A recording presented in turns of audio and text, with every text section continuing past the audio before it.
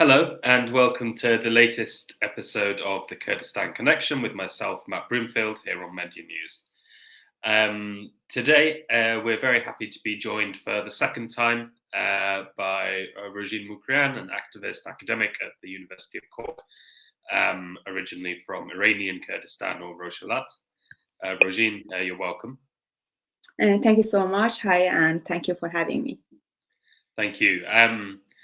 So as the readers and listeners of Media News will be aware, this week marks 2 years since the Jiyan Azadi, or Women, Life, Freedom uprisings began in Iranian Kurdistan. So just to kind of briefly refresh people's memory, these protests were sparked by the killing of a young Iranian Kurdish woman, Jina Amini or Masa Amini, both names were used, by the Iranian state security forces, what in the West are normally called the morality police, for an alleged infraction to do with her headscarf. It was a shocking killing. It came in the context of much, of course, longer-term structural violence against women in Iran in general, in Iranian Kurdistan in particular, which has continued both before and throughout the reign of the current Islamic regime in the country. This time, for various reasons, there was a huge kind of outcry within Iran, coalescing around the slogan Jiyan Azadi, which brought many, many people to the streets in Iranian Kurdistan, in the other regions of Iran, including in the other minority regions. And this slogan, this movement, attracted a lot of worldwide attention, spread across the globe, and has been taken up also by other women's movements in possibly in every continent by now, I think. But it's been 2 years, and some things have changed in the Middle East, and so we thought it would be great to speak again with Rojin to get a kind of update and to think a bit more about what's happened and is happening, and what are the lessons and messages that are coming out of Iran now, 2 years later. So Rojin, maybe you could just begin with a general update. How is the situation now in Iran for women? Has something changed? Are there still protests? What's happening? Thank you so much, Matt, again.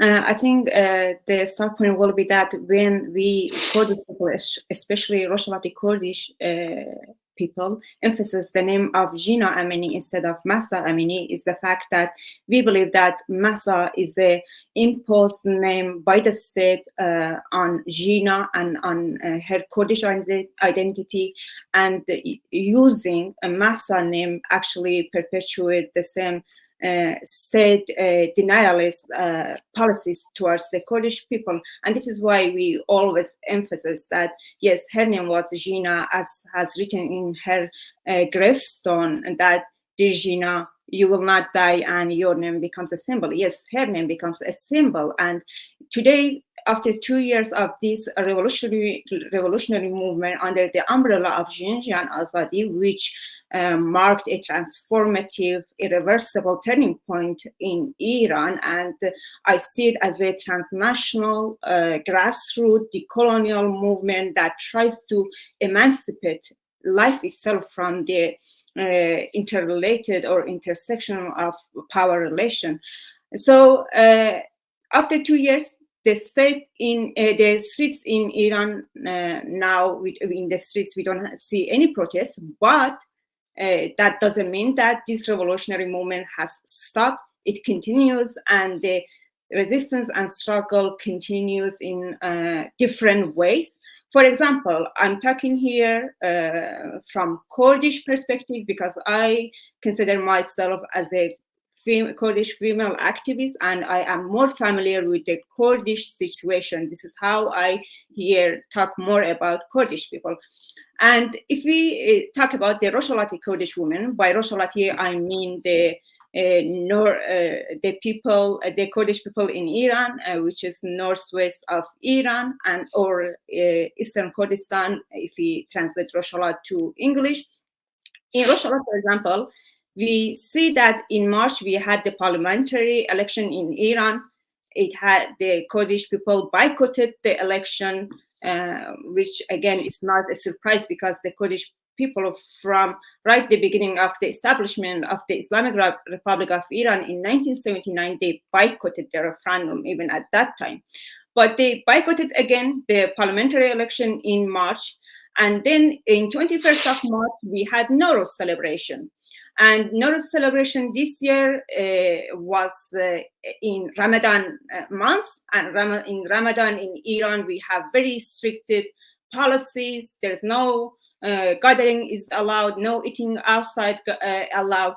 But considering these restrictions and limitation, the Kurdish people this year celebrated Nowruz in different ways, because in Iran, Persian people celebrate Nowruz in different way, and Nowruz is mostly considered from Persian as a cultural festival or as a day that we renew a year. But for the Kurdish people this year, it had different meaning. It was a expression of their political will. We did a huge gathering, and we had a great presence of Kurdish women that lighting the fire of Nowruz. We saw the presence of the families of the martyrs who lost their lives during this woman life freedom, that they were actually leading this Nowruz celebration. After that, moving from Nowruz, we again in May, we had Raisi airplane crash, and that followed to another presidential election. And the government actually, that time, Khamenei decided, the supreme leader of Iran, to use some tactics to convince the non-Persian communities in Iran to come and vote. For example, Pezeshkian, Masoud Pezeshkian, which I consider Pezeshkian not as a reformist, but as a conservative hardliner that tries to reform the hardliner faction.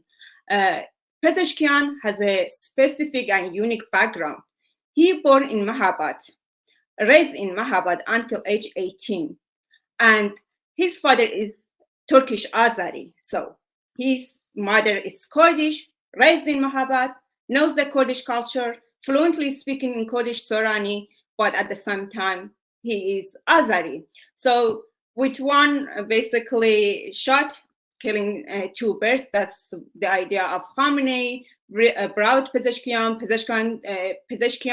but openly, even during the presidential election, said that he's loyal to the foundation of the Islamic Republic of Iran, and he's going to stay within the framework that is provided for him, but he tries to change the tactics. For example, when talking about the compulsory hijab law in Iran, his emphasis was that we cannot enforce hijab by using force, violence. We should change our tactic. It's not to changing the foundation. It's not to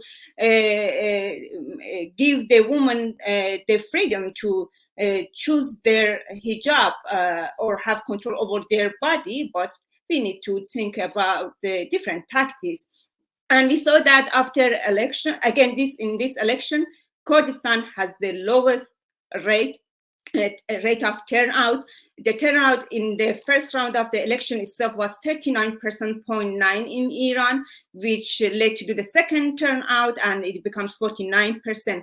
And even we know that there is no independent journalism or independent statistic coming from Iran, and here we have to rely on the Iran's data, and still considering the state data, the turnout rate in Kurdistan was barely made it to 20%, and considering that many of the people that work for the state offices and many of the security forces in Kurdistan are also affiliated with the state, so that 20% is kind of expected. And again, in this second revolutionary movement, revolutionary of woman life freedom, or Jiyan Azadi movement, we realized that the Kurdish people, with a unanimous and with unity, they all decided to go for a general strike, and that shows us, that is a demonstration of the fact that this revolutionary movement, especially inside Rojava, is alive, is something that going. And again, revolutionary movement is a process. this is why we call it a revolutionary movement. So it's not ended and it's going, but the resistance and struggle took different form. And it is important here to also refer to the Rojavati Kurdish women, that they become active and revolutionary forces within this movement, especially in prison. We see Sharifa Mohammadi, a member of a labor union, which she sentenced to death on charges of Baghi or rebellion. Pakshan Azizi, a Kurdish social worker, also sentenced to death. And Wurisha Muradi also is another Kurdish woman who charged on Baghi and waiting for her basically sentence. And Baghi carries the charge of sentence, charges of death penalty.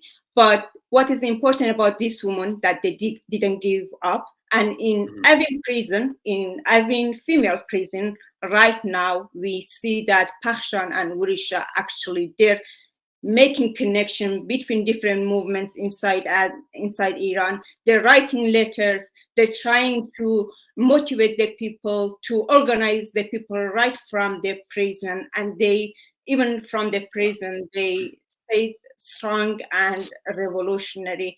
And also important to refer again to Zainab also Jalalian, who is the only woman political prisoner who sentenced to life imprisonment, and it's been like for 17 years she's in prison, but she still continues resistance. And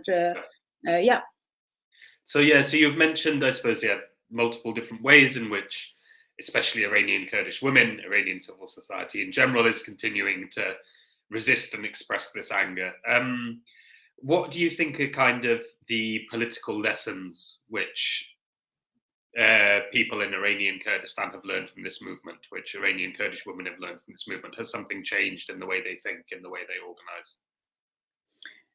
I think many things has changed, especially talking about the society of Rojavati people. Going back to the issue of patriarchy, we know that patriarchy, especially in the Middle Eastern countries, is deeply entrenched within every layer of society. It's part of the life of every woman, like in family, in society, it's everywhere. But during this revolutionary movement, we realized that the Kurdish women not only stood shoulder to shoulder by Kurdish women, but actually accepted their leadership. And this is important here, because during the women resistance across different regions in Middle East, in Europe, in Africa, we experienced the presence of women in all the time, in all like different social movements. But it was hard for the male-dominated society to accept the subjectivity, especially political subjectivity of the woman, or to accept their leadership. But in this movement, going back to the speech of the father of one of the martyrs of this movement, Mohammed Hassan Zada, the father of Mohammed Hassan Zada, during the burial ceremony of his son, he says that before this revolutionary movement, if there was somebody who was acting so bravely, strongly, with courage, we would call that person, oh, you're such a great man, you're a man, you're a symbol of man. But now, when we see somebody that acts bravely and is a courageous person, we should say, you're a great woman. And that tells us that it changed the perspective, stereotype that has been entrenched in society compared to women.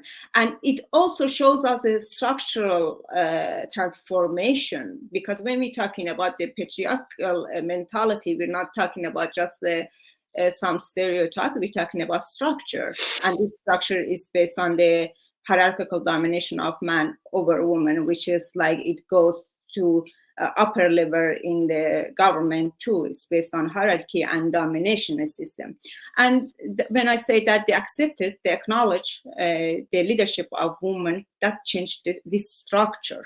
And yes, I can refer to that. And I also, it's important to emphasize the fact that, again, 3 days ago, we saw the so that in Rojava, a unity of Kurdistan women has established by the Rojavati Kurdish women, and that also signifies the continuation of this movement and changes that it brought to the society. But the lessons that we as a Kurdish woman can learn, again, this Jiyan Azadi, I think it was an eye-opening movement for not just Kurdistan, for the whole Middle East, because it told us that, first of all, we're dealing with a society that is very alive and active, and we're not dealing with a society that is fixed, and the society has society has like a political. We're dealing with a political conscious society, and that they're not merely seeking regime change, and they show that actually by stopping coming to the streets. This is one lesson that I myself learned from this moment. And when I refer to that, and what's my evidence for that, is the fact that outside of Iran, there was a huge attempt, especially by right-wing so-called opposition, which was dominated by the son of the former monarchy, Reza Pahlavi of Iran. And soon he tried to dominate or trying to influence the Western states to do some regime change. The people say this is not what we want. Yeah. This is not exactly what we want. And they want something deeper, structural change within every aspect of, I say, life, which is society, economy, So maybe this brings me then to my next question. I wanted to put this protest movement in the context of the broader situation in the Middle East, because as you've suggested, the Middle East is now seeing a confrontation between multiple powers, particularly United States and Israel-led bloc on the one hand, Iranian-led bloc on the other hand. Also, there are many sort of powerful political forces in the West that would like to see a regime change in Iran. But not one that would necessarily be in the interest of the Iranian people. So is there a way in which this civil society movement within Iran can play a positive role in the current Middle Eastern crisis? Well, it depends on many variables, but I think it can play an important role in many ways. For example, again, we had another letter by Pakshan, and Pakshan says that when we want to interpret this Jiyan Azadi, or when we want to really understand what's going on, we cannot use the same methodology that the state so far utilized to explain, describe, to prescribe. We need another methodology, and she offers genealogy, or literally genealogy means the science of woman, but I put genealogy within the context of decolonial feminism. And that decolonial feminism gives us a new perspective towards looking at the society, governance, epistemology, and ontology, and the way of being, like the way of what are we as a human being.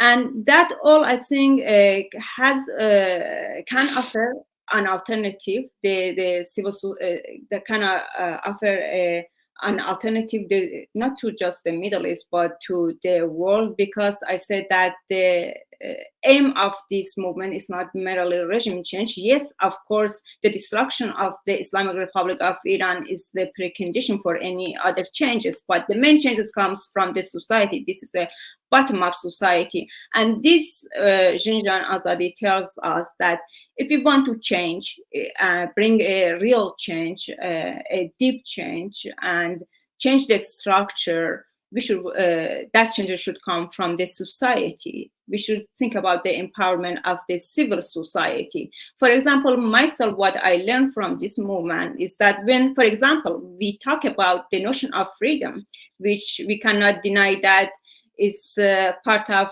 it's a desire in every human being. Everybody seeks and pursues freedom, and freedom is one of the core demand of this movement. It doesn't matter how we understood freedom. Everybody in Iran wants freedom, and or I can say that nobody in Iran is free, but this freedom can also has a different meaning.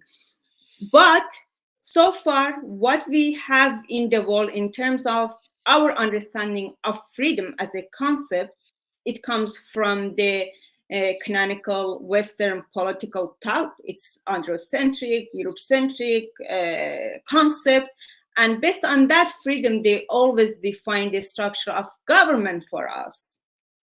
But that Jiyan Azadi tell us the structure of this governance that is interrelated to our notion of freedom should be developed also by freedom. And this is how it, for example, gave an idea for me to develop a constructivist grounded theory of freedom, that I don't rely only on Western sources. My sources is the society. They're developing. They are the co-creative of this theory of freedom, because they're fighting and they're risking their life for this freedom. So this stuff, I think it offers, we can, yes, use as an a potential for a change. And if I use my understanding of this movement, I say for many people, they speak of a state democracy, a liberalized form of democracy. And this showed that liberalized form of democracy even proved in Middle East that cannot provide a sustainable solution to the multifaceted problem that the Middle Eastern societies face right now. And for example, if we use Gaza or Palestinian-Israel conflict, they always offer two-state solution. But we want to free who? The society or the 1% of the elites? First of all, we should ask this question. Second, two states is possible to even accomplish it. Second, even if we accomplish and we had two Palestinian states, can we argue that Palestinian people are free? Of course not. Bashur, northern Iraq, the Kurdistan region of Iraq, tells us we have there a Kurdish government, Kurdish people ruling Kurdish people.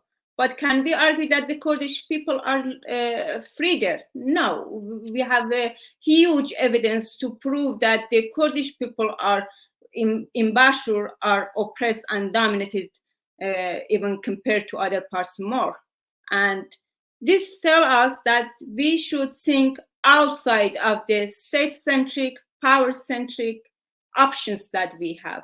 And this is what Jiyan Azadi language and philosophy brings to us, something that has been practiced in other parts of Kurdistan, for example, Rojava, north and east Syria. I don't say it's a perfect example or is in ideal condition or has reached its ideal form. No, of course, there are still many criticism against Rojava structure and different things, but at least they're trying, considering also the context that they're facing many wars coming from Turkey, Iran, ISIS, Syria, and international states. Still considering that they're trying. And in terms of gender emancipation, I say they have reached more than every other countries in the world. In no other world, we have co-chair system. And considering that it is Middle East, we have a culture system for every mixed institution there. We have women autonomous organization, which is very important. And this is something else that Jiyan Azadi actually offers to other women, not just in the Middle East, just to the other world. Because when we're talking about patriarchy is also, it's like updating itself, adapts itself, renews itself. It's not that something we can just like finish it by taking some shelter under the umbrella of this system. And to ensure that we overcome patriarchy, and that we ensure also that the patriarchy doesn't come back, we need an autonomous women organization to guarantee that, to organize women. And I think this is all what Jiyan Azadi offers. Rojin, thank you so much for joining today, and especially for linking this anniversary with so much that's going on now in the Middle East and indeed worldwide. I think you've very well expressed the challenges facing not only the civil society movement in Iran, but also ordinary people in Gaza, elsewhere in Kurdistan, and in many countries worldwide. So thank you for speaking with us today. We really appreciate it. Thank you so much. If you let me just add a few sentences at the end, something else that this woman life freedom in Iran and Rojhelat tells us or revealed it is like that in Iran we're facing very deep-seated, conflictual and incommensurable views regarding different issues, especially when it comes to the national issue. It doesn't matter where of the political spectrum you're standing, if you are right-wing or left-wing.